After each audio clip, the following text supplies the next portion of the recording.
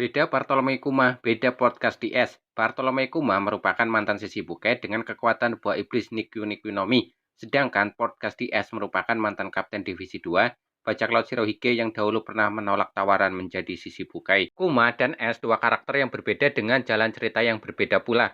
Keduanya sama-sama orang baik yang memiliki kepedulian terhadap orang-orang di sekitarnya. Kuma dengan kebaikan hatinya sampai difitnah sebagai seorang yang sangat kejam. S yang terlahir sebagai anak Raja Bajak Laut dan besar bersama Luffy dan Sabo. Ada persamaan di antara mereka berdua, yaitu rela mengorbankan dirinya untuk melindungi orang yang dicintainya, rela menjadikan tubuhnya sebagai perisai yang menerima serangan lawan demi menjaga keselamatan orang yang dicintainya. Namun tetap saja ada perbedaannya. Dalam peperangan di Marineford, S mengorbankan dirinya untuk melindungi Luffy. Admiral Akainu mengincar Luffy dan segera S menggunakan tubuhnya untuk menahan serangan tinju magma Akainu.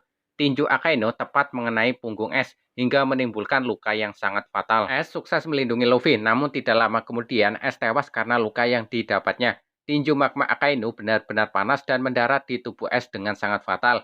Bahkan dokter kapal pun tidak bisa mengobati luka S. S tewas di perang Marineford dan Luffy berhasil selamat dengan bantuan dari rekan-rekannya. Lain cerita dengan Kuma, dia dijadikan sebagai alat atau robot senjata tempur pemerintah dunia yang tidak memiliki kesadaran dan sisi kemanusiaan lagi. Kuma sepenuhnya telah menjadi senjata yang bisa diprogram sesuai keinginan pemerintah dunia. Sampai chapter 1103, entah bagaimana dan apa pemicu sebenarnya, Kuma bisa mendarat di Pulau Egghead saat terjadi bentrokan antara kelompok Luffy dan Vegapunk melawan Shenji Garcia Saturn, Cyberpol, dan Angkatan Laut. Apakah ada sensor atau program tertentu, ataukah ada yang memanggil Kuma ke Egghead, atau kemungkinan yang lainnya? Kuma datang menolong anaknya, Jewelry Bonnie, yang akan dihabisi oleh Saturn. Kuma dengan kekuatan buah iblisnya dengan tepat waktu berhasil menyelamatkan Bonnie. Kuma menggunakan tubuhnya sebagai tameng untuk melindungi Bonnie dari serangan. Kuma menerima serangan salah satu kaki Saturn dan itu tepat mendarat di punggung Kuma, sama seperti yang terjadi dengan S. Bedanya, serangan itu tidak terlalu fatal bagi Kuma. Kuma berbalik menyerang.